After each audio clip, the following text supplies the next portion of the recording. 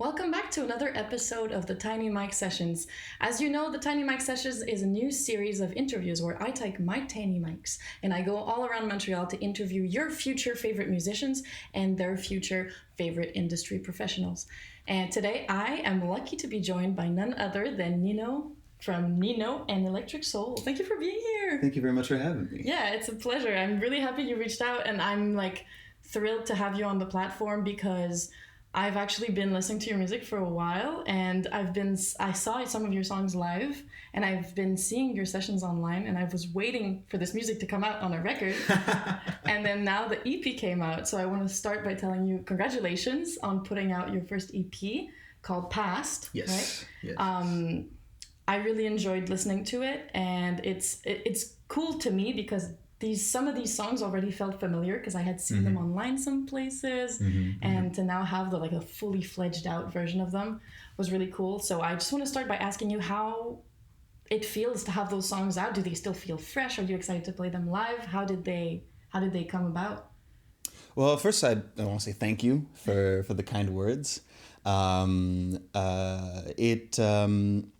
It does still feel fresh because, when you start working on music, you get saturated with it. You're always up close. You're writing the different parts, and they feel old to you very quickly. But upon releasing them and seeing the reception of others who have not heard your music, then you realize that the music is only as fresh as it is to new ears, which then makes it fresh for you as well, because then you see the excitement in everybody else listening to your music, and it makes you feel excited about reliving the experience of, when I first finished, let's say, Simplicity, when I had the whole idea, and then, having played it live a bunch of times, and now having it on record, basically, on streaming platforms, and people can discover it and be like, yo, I really like that song, Simplicity. And it's just like, yeah, these songs are still fresh.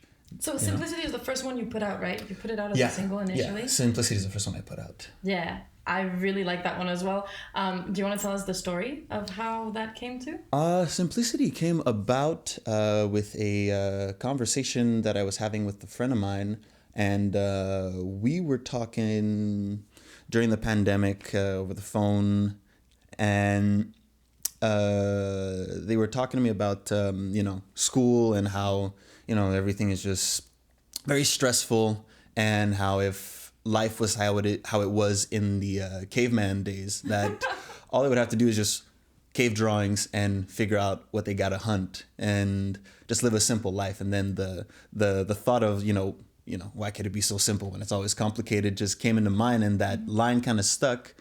And I was just jamming in my studio, my basement, and the riff came about because that's kind of how I do things. I start jamming, and then I started getting the flow of it, and then the song kind of came about by itself. And I started thinking about, people's day-to-day struggles with, inconveniences in life, and how that can give you small defeats and make you feel like, either the world is against you, or it's just not your day, and you just wish that things would be much more simple than they are with all these complications around.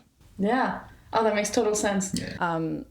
Do you usually work with groove-based or riff-based input to write your music?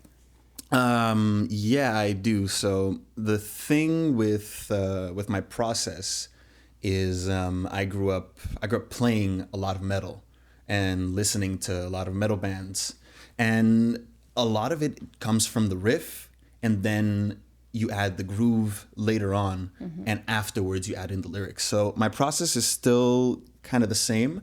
Yeah. I come up with a riff, or I'll have a chord progression, and it'll put me in a mood, or it'll put me in a feeling, and I'll try to preserve that. I'll record a scratch demo of it first, and then I'll put some bass on it, and then I'll just listen to it on loop, and then I'll hum a melody, and I'll get a couple words out, and after that I just try to evoke more of the emotion of whatever the music feels, because I find that music is one of three things, if not all three of these things. It is a moment in time, so a memory, a place, in time, something that makes you feel like you're somewhere else, and an emotion.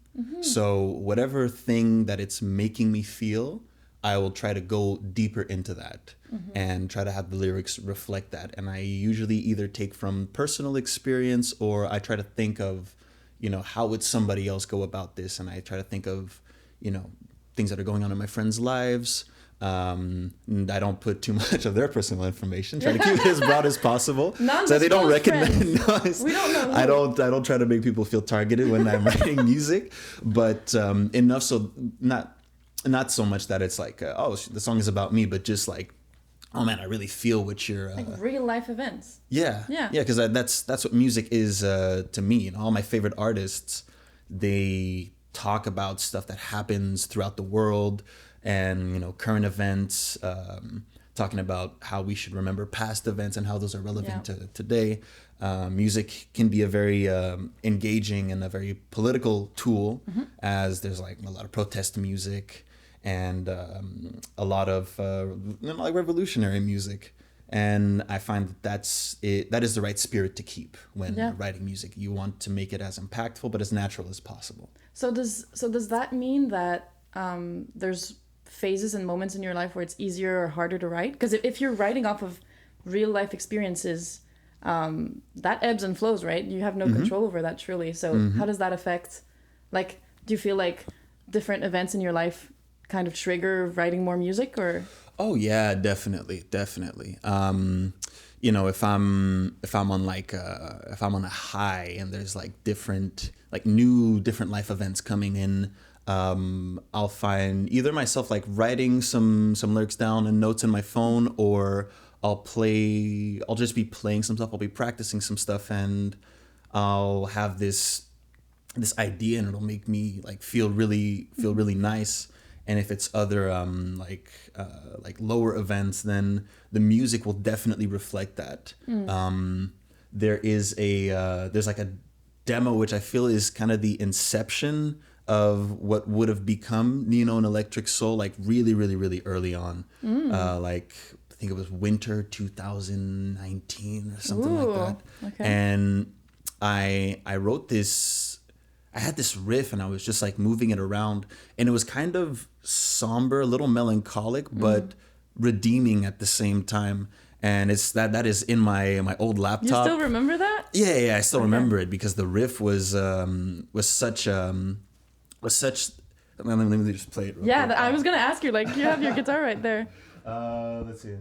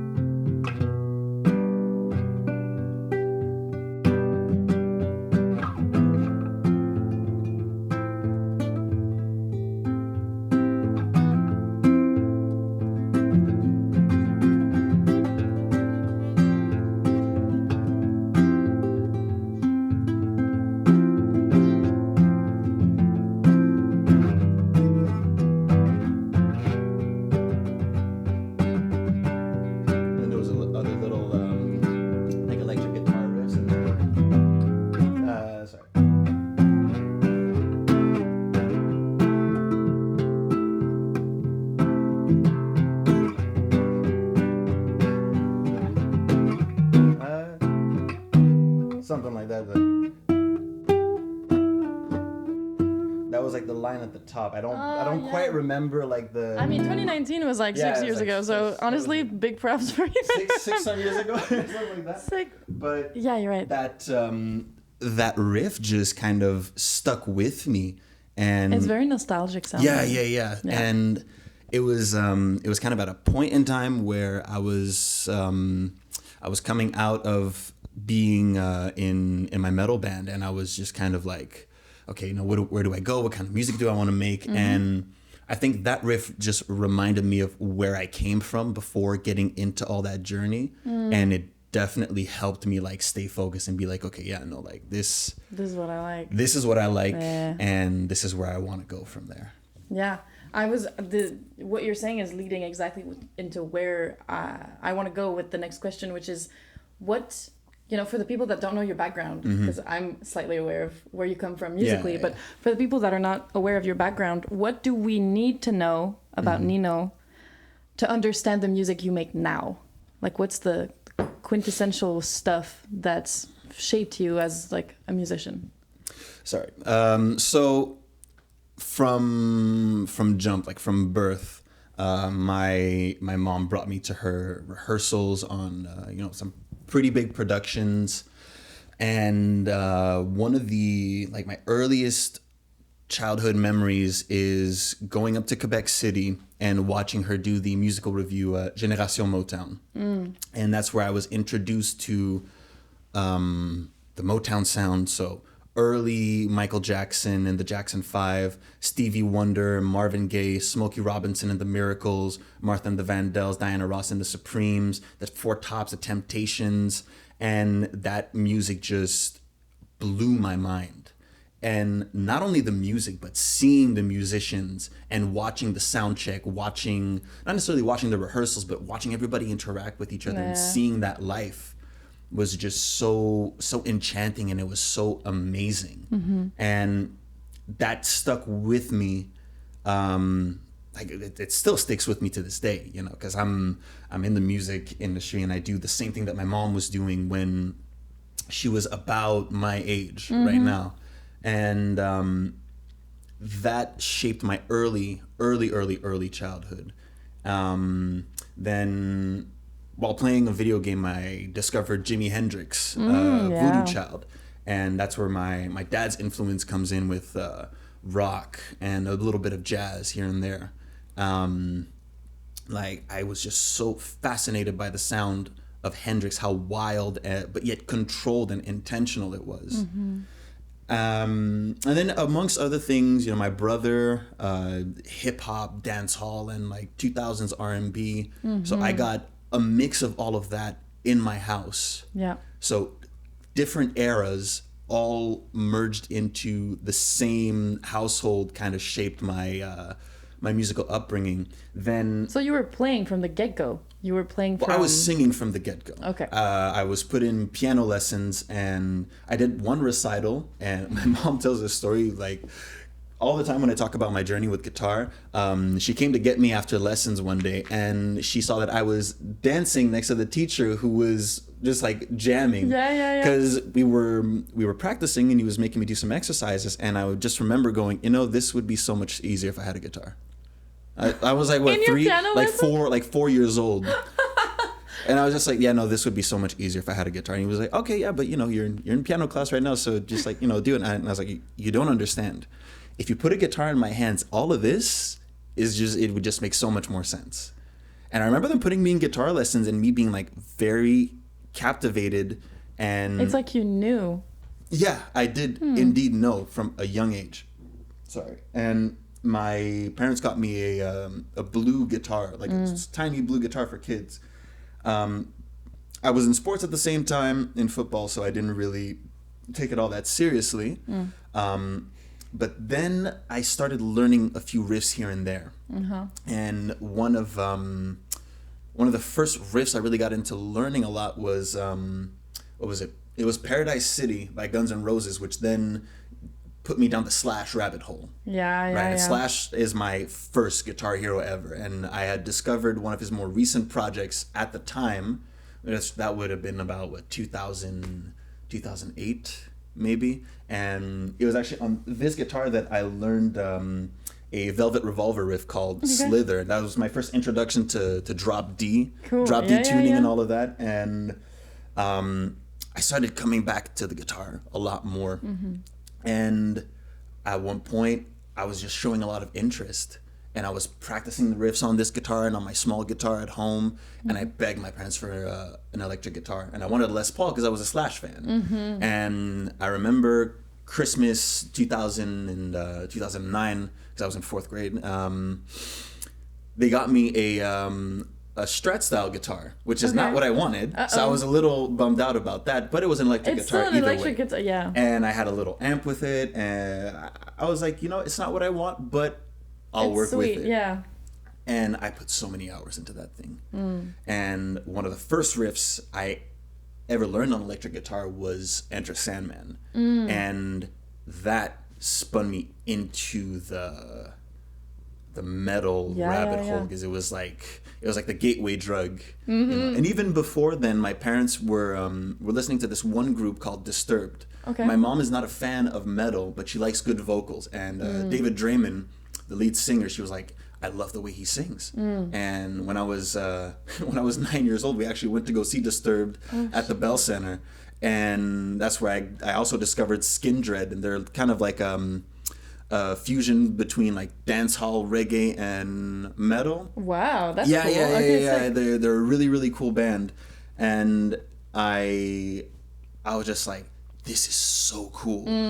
And you know, it's pretty aggressive music, like at the Bell Center, and I was shake just you. like I was just like wide eyes, and I was just like, oh my gosh, this is so cool. And that plus learning Enter Sandman spun me down that rabbit hole, and I was like learning Guns N' Roses riffs. Oh yeah. I didn't want anything to do with Motown anymore and all of that. I wanted to shred. I wanted to shred. I wanted to riff out, and that was like from the age of 11 all the way up to 19. So you carried that through school? Oh yeah. Was that like the primary focus? Oh, definitely. Okay. definitely. Some people are like, you know, more of like they get serious after high school with it, but you sound like you were. Oh, from the get-go. In there. Because it was addictive. I learned one part of the song, and I'm like, oh, that's so cool. And then I just play that, I repeat that. And I'm like, okay, what's the next part? Then I keep looking at the YouTube video. And then it's like, okay, I practiced this part, rewind, okay, yeah, I can play that. And I put the two together at the beginning. And you're like, now I've got half the song. And then you keep going, and next thing you know the whole song. You're like, I learned one song. What else can I learn? And then there's this one YouTube channel that I would always watch for the tutorials, because he explained them very clearly. He had the tabs, and I just liked the way he made his videos. I liked the tutorial style, and Do you remember who it was? Oh man, it wasn't Metal Militia. Oh man, no, I don't remember. It's okay. If we find it, I'll put it right here. But the picture is so vivid in my head, like the pixelated camera.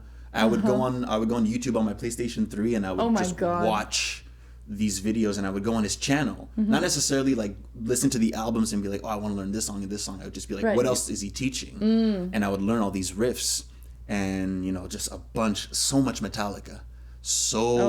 Much Metallica. And then I got into lessons, and my teacher was like, hey man, you know, cool, it's cool that you're taking guitar lessons, so show me what you can play. And I was super nervous, and I started playing Seek and Destroy, and he was like, oh man, you got it. Okay, let's keep working on that. And that'll make a teacher's day to have a student like that. It's like, yeah, I'll just learn everything ever. And they're like, okay, for real, I can give you just so much. And from then on, all we would do is I would bring him songs, and I'd be like, I'm learning this, like, could you help me with this song? And he would give me some like scales to learn, and he would suggest music and all of that. And that's just kind of how the relationship went with my teachers, is I would bring them music that I'd be down to learn, and they would help me demystify stuff. And I had one teacher who showed me Pantera, and that was like, what is this sound? It's heavy, it's gritty, but it's groovy, almost like you could dance to it. Almost, right? Metal that you can dance to, and that crazy. That's a very thin line to walk, I guess, but it works. But the riffs were really cool, and they were just complicated enough to push, but they were super groovy that they were very memorable and singable. And I just ate all of that up, and you know, because of all of this obsession with guitar, my grades weren't all that good. Hey. At school, you know? I would sometimes wait for my dad to leave the corner, and then I'd close the book, I'd go downstairs, and I'd just start practicing. That's so funny. That was like my thing throughout high school. And I just remember when my mom cut off the lessons, I was just like, all right, well, I mean, I could just stay home and practice some more. And I would learn a bunch of stuff by ear. I would look at tutorials, and then my ear to instrument connection got a bit better. So you just listen to it, and then... I just listened to it, and that was like from the age of 15 all the way like up until now. And when I just turned 17 in like October 2016, I joined a metal band called Listonia. Yeah. And that's where I got my start playing and writing a lot of really like technical death metal and, you know, stuff with a lot of changing time signatures and, you know, just pushing my boundaries into places that I hadn't gone before.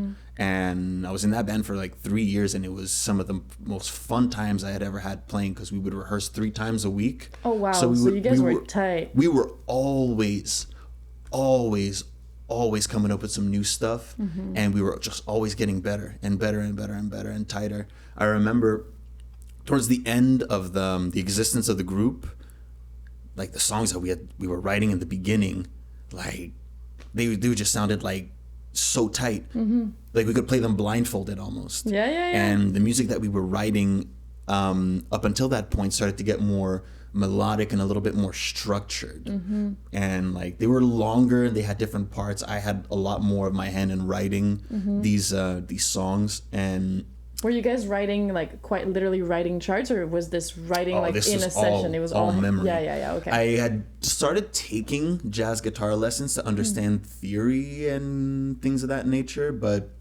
I never went into charts. I could read music at the time at a very basic level. Like I'd have to like, okay, if this is E, then this is F, and this is G, and all that. So I couldn't read on the fly, but you could read tabs for sure. Oh yeah, I could read tabs like the back of my hand. Yeah. But we would just write these stuff, these things, just like off the top by ear, and we would like constantly rehearse the stuff, and it was great. And how did you get in that band? Did you guys did you know each other? I knew somebody who was in the band, and when they left the band, I had sent them a video of me playing, because you know, I introduced myself to the drummer when I went to one of the rehearsals, and they were like, "Dude, we're looking for a guitar player, and you fit the profile exactly. Like, we love your playing style." And I was like, "Sweet, I wanted to be in the band to begin with." That's so serendipitous. That's crazy. So okay, great. It happened just like that, and yeah, it was some of the most fun times I had to that at the time. Playing music, because I was sharing that same passion with other people, and they were challenging me because of their different styles, and it was great. What about, you know, what do you think of that experience you've brought into your current project? Is there anything, or was that its own thing and we're leaving it there because it was beautiful? I think it was its own thing, and I'm kind of leaving a lot of it where it was, but I think what I brought into my current project with Nino Electric Soul is more so the intensity of the live show and the loudness of it. Fun fact: Philip, the the drummer, he's very into like all the progressive metal stuff, and that's some of the stuff that he practices. He oftentimes like jokes like, "Oh, you ever gonna make another album of metal? You ever gonna get back into it?" I'm always like, "No, Phil, I'm not doing that anymore." He's like, "Oh, man, you know, you gotta ask sometimes." He can always keep trying, you know. Can always keep trying, for real. But I think it's more so the intensity of the live show that I kept through that, because man, when we played live, it was always so physical. Like all the headbanging, like the next day I could barely hold my neck up. You're lying. I'm not joking. There's no way. There's a bunch of archived footage on my Instagram, and there's like half of the well, not even half, like a quarter of the first gig we ever did where we got kicked out, and I'm just like, and the next day I was just like, "Oh shit, my neck. Why I keep doing that?" And then the next show I do it again, because the music just takes over. No, I mean like whole body aching the next day. Yeah. I play very physically, and I think I bring a lot of that back into this project. The only difference is, since I'm singing and I'm the front man, there's a component of structure that I have to have, and I can't just like play super physically all the time, because you're gonna be out of breath. I'm gonna be out of breath, and you know, I won't be playing these riffs accurately. There's a lot more chords involved and a lot more nuance and precision that I need to have within that. So I kind of left a lot of the Tasmanian devil in the past That's over there. crazy. And I go for a little bit more of a streamlined and precise and controlled chaos. Mature, if you will. I guess. Yeah, a little bit more matured chaos. Controlled chaos. Yeah, of course. You've been running Nino and Electric Soul since I guess 2022. Summer 2021. Summer 2021. So it's been like pretty much over 3 years that you've been running this project. It takes a lot of drive and tenacity to run a project for a long time. And from interviewing a bunch of different people, I've seen the different sides of it. What do you think it is that brings you back to keep you loving this project, to keep you like motivated to keep building it? And keep working with your musicians that are in your band, because you've had a lot of people stick around. The project is me in essence, right? And I feel like the more that I come back and keep writing music, and the more that I keep rehearsing with my bandmates, and that I keep doing shows, and I just keep having the will to do this project, it feels a lot like I'm not giving up on myself, kind of thing. And it always reminds me that I want to do this, and that there's not much else in this life that I love to do more than play music. And there's always different factors of sometimes money is short because life happens, and you're like, oh man, I won't be able to pay for rehearsals, I won't be able to do this and that and this and that, oh my gosh. And then other different life circumstances kind of demotivate you. But every single time I go back to my music, it kind of reminds me, like, no matter what happens in life, this always has you always got it, and it will take you through anything you're going through. So it's really because this project and these songs are so much a part of me that I always want to go back and see myself grow through how I write, the things that I talk about, and also because I just love playing with other people, right? Like the synergy in starting the song and then hearing Ian start the bass line, or like what he plays that complements what Philip is doing, that ties it all in with what Chacon is playing on keys and the different sounds that he's got, and how we're all evoking a sentiment, a place and time, or a memory. And then when the horns come in, it's like Andrew's got that tone that's very mellow, and Shadrach has that really like classic saxophone sound. Yeah. So it just feels like all the different pieces of my upbringing through what they're playing are being given back to me. Yeah. And I'm giving back to them with my energy and my direction and my vision. And it's that synergy, that exchange, and that trust that always keeps me going back, because there's nothing like it. I mean, you have music out yourself, and you perform. You know that when you start the song off and the bass is going right, the drums are going good, and you're like, and the keys, like the song starts to reveal itself as it goes.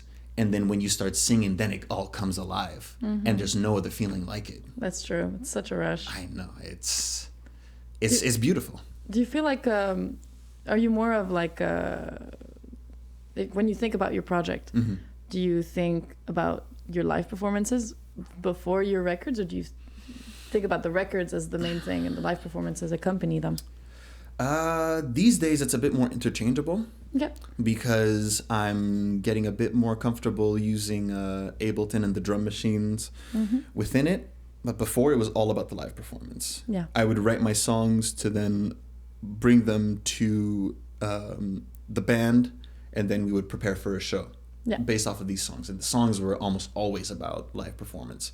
But now, and I feel like it's as I mature and as I go about the the world of music, I start to think about things a little bit more in terms of, what's good for the studio and what's good for live. Yeah, and they're not always the same, huh? no, and sometimes you can't always think about the show because not everybody goes out to see live music. Some people like to be comfortable in their environment and still listen and support you, and maybe after listening to a couple more things that they like in the studio version, they'll come out to see those songs, and then they'll be surprised as to how you flipped it for the live version. Yep, exactly. And there's always that little element of surprise that can be added on. And there's a bunch of things that you can do in the studio for studio magic. And yeah, like all the ear candy, all the production stuff that you don't get to do exactly the same live, I guess. And I kind of deconstructed a bit of a level of purism where it has to be with like instruments all the time, and I have to like have it sound ready for live every single time. Because it doesn't always have to be that way. You can have fun in the studio and then afterwards change it for the live. Because if I was able to make it for the studio and I'm a competent musician, I can definitely bring something forward to the live. And I have trustworthy and competent musicians with me. So they'll be able to be solid.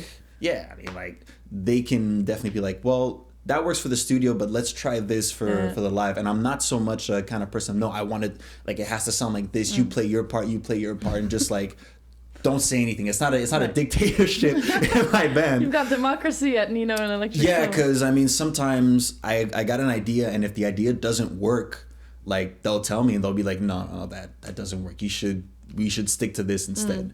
And I trust them to know what's best. And we go along, and I think that's what's kept my band together for a long time, is the fact that I work with them and they don't work for me.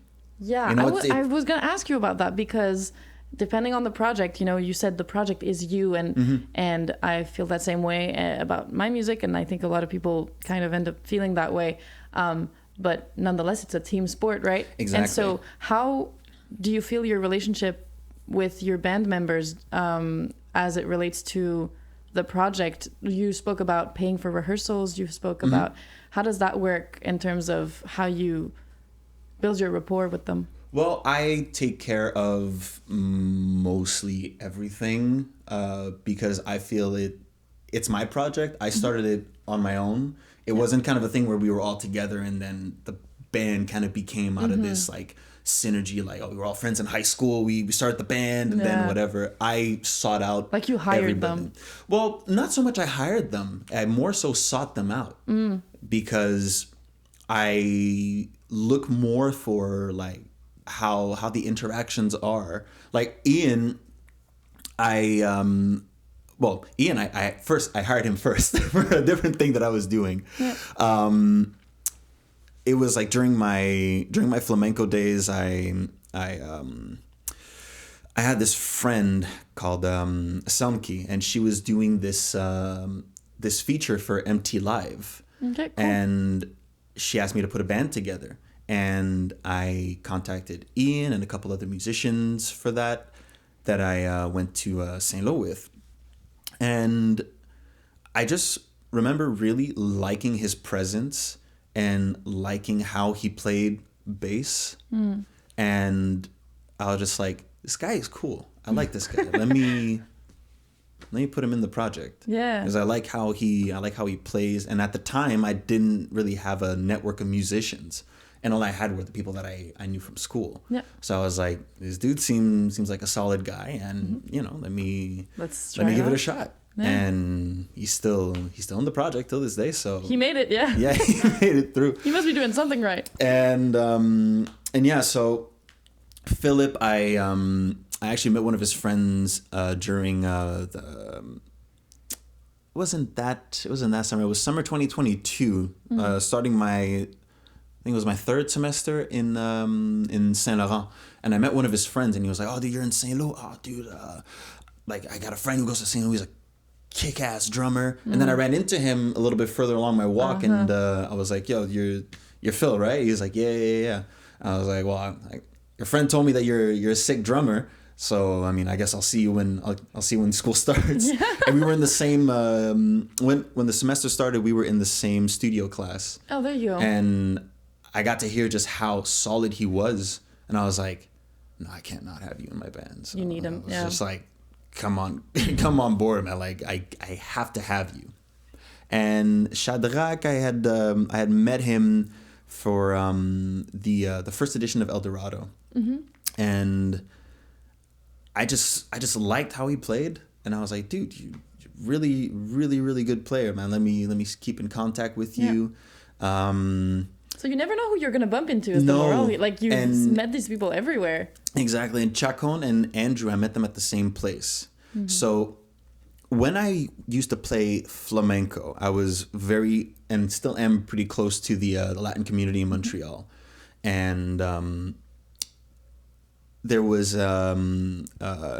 like a restaurant owner who was telling me like, oh, there's this spot up on Saint Laurent called La Casona, and they're doing like weekly jams, or I think it was mostly like monthly jams or something like that.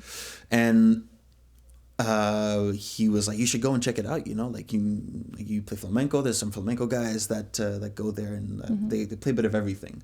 So like, okay, cool. So I went one day, and I saw Chacon play, and I was like, dude, I need a keys player. You got to be in the project. And he was like, well, I heard you play guitar, and I think you'd be good for my project too. So we were like, all right, deuces, we'll help each other out. Yeah. And Andrew was the same thing. I heard him play. He had just come in from Seattle. He was like, I'm brand new to the city. Like, where are the jams? What's happening? Oh, wow. And just I was scoop just, them up. Oh yeah, literally. And I was like, okay, there's Grove on Wednesdays, there's this on Tuesdays, there's like all this stuff happening, and I'm like, do you want to play trumpet in my band? I've got a gig, I think it was like in 2 weeks or something. Oh my god! And he was like, sure, yeah, like send me the music.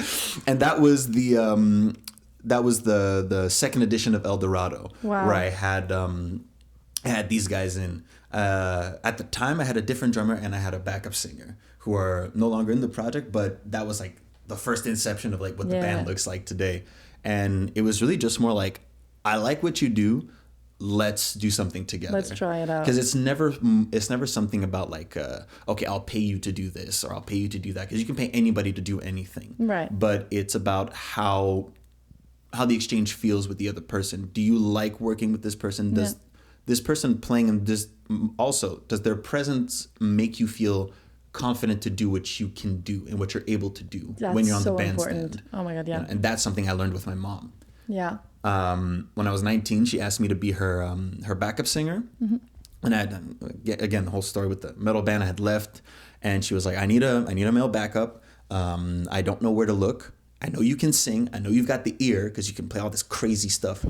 So do you want to give it a shot? And I thought about it for a bit, and I was like, you know what? Sure. And I saw how, depending on what musician she had, her level of comfort would change. Yeah. So I was like, okay, it's not so much about, you know, how the good actual you are. skill level. Exactly. The skill level has to be there. That's like a given. Once you get to a certain point where you want your show and your music to feel and look and sound a certain way, you're already looking for a level of musician that's already kind of high caliber. But then beyond that, you want to find somebody who makes you feel good when you play, because as singers, it's all about feel. It is. So it is, absolutely. That's what I looked for in all of these guys, and I feel like we still have that, and that's what really keeps everything going. Absolutely. Speaking of El Dorado, I wanted to ask you about there's this one thing I found online posted by El Dorado with a song of yours that I couldn't find anywhere else. I think this was in 2021, and it's called Come Alive, and it's like a 2-minute long track, and I thought it sounded really cool, but I've never seen it anywhere. I don't think I've heard it live either. What is that? Oh, so that was Jose Miguel, one of the co-founders of El Dorado. He was like, I want a theme for El Dorado. So he paid on Fiverr some musicians to do an instrumental. I don't know if he paid different musicians or he paid a producer to do an instrumental, but he got the instrumental and he brought it to me. And he was like, sing something on this. Yeah, and I was just like... Okay, I was like, what? I was just listening to it and I was like, okay. I was like, okay, let me think. And I was like, all right, okay, that's what the music sounds like. I was like, okay, what could be something that if I played it live at that point in time would be like relevant and would feel good. So I was like, okay, well, we were all missing going outside. This is still like lockdown days. Vibes. Mm-hmm. So I was like, how about a song that just like reflects what we're all feeling? So I was like, there's the thing went like, it's oh so simple, it's written in the sky. It's not so complicated, just wanting to get high. Bypassing substance for soul connections, I want it bad. Come and get these vibes for the party, we come alive. And I was just like, all right, that's the hook. And you know, I was just like, yeah, that sounds cool. Sounds fun. And we played it. I only ever played it once. That's it was because it was for El Dorado. It wasn't really. It wasn't I never your considered song, it my song. Okay. I was more so just like, that makes so much more sense. I was like, that's this crazy. Something we did for El Dorado. Yeah. He just like abandoned the puppy from his litter. Do your thing, and I was like, okay. Okay, sweet. Yeah, that's good. Like now I have the backstory. Yeah. Perfect. And beautiful. El Dorado is the brainchild of Jose Miguel, Pache Duran, and Lolo Boy, Oliver Morancy. Like these two guys are some of the like hardest working people I know. Like Jose Miguel is always doing like some other different projects, and he's like a businessman at heart. And same thing for Lolo. I mean, every time I give him a call, he's either in his car going somewhere to do something, or he's at home about to go out to go somewhere to do something. And I see him in a whole bunch of different spheres. If it's not him doing something for fashion, he's doing a performance. Oh my God. And last summer he had a stand at one of the Montreal Food Fests in the Old Port, and it's just like I just see him pop out. Like it's like when you're playing a video game and you see another one of the main characters just out of nowhere. You're like, oh shoot. Yeah, you're like, you don't belong in this universe. How come you're here? And then he just explained, like, this is what I'm doing for today, you know, and like I got the license and just putting up a tent to sell these juices and stuff. I was like, why not? I was like, there's not a moment that I don't see this guy and I'm not like, just in awe. How do you get all this stuff done? Like he doesn't sleep. I think exactly, he does not sleep. But hey, man, it's like it's so take inspiring. Take a nap, man. You deserve it. You've earned it. For real, man. But yeah, those two are really cool. Okay, and I've seen those. Do they still do the events at Bain Mathieu? Does that still happen? For that, they did a couple of those, I think. Yeah, I think the last one was. It looked really cool. I think it was like last September. Mm-hmm. I think it was last September. Yeah, the other El Dorado. I couldn't make it because I already had another engagement. But yeah, they try to do it yearly as much as possible. Cool. And the concept is pretty cool. It's like visual art and music showcase. Yeah. And it's a really, really, really cool event. If ever El Dorado comes back next year or the year after, I highly encourage anybody who likes like visual art, music, or just like a cool atmosphere to go and check it out because it's very much worth it. Yeah. I highly recommend it. I'd love to close out with a little more guitar. Sure. Would you like to play us something? Sure. Okay, so I think we'll end with the little live performance. So I'm going to wish everybody a wonderful, wonderful day. Thank you so much for coming on and answering all my questions. It's been really like such a blast. Thank you. And I'm excited for everybody to go see P.A.S.T. Go check it out. It's everywhere right now and it sounds beautiful. And thanks. Thank you very much. All right.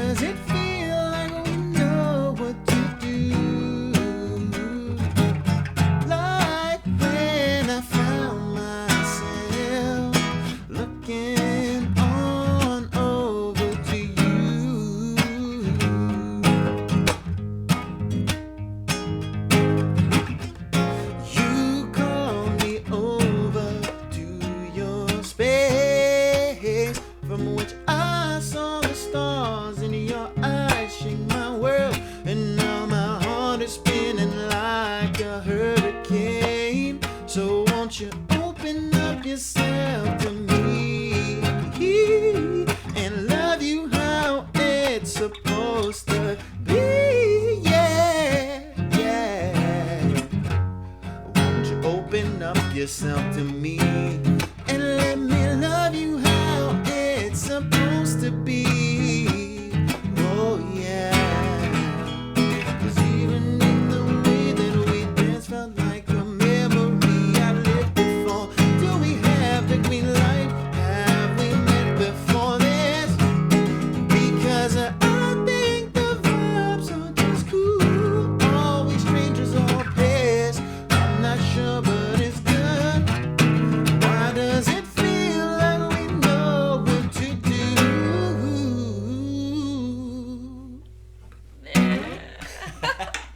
Thank you, Nino. Thank you so much. Where's my mic? Thank you so much for having me.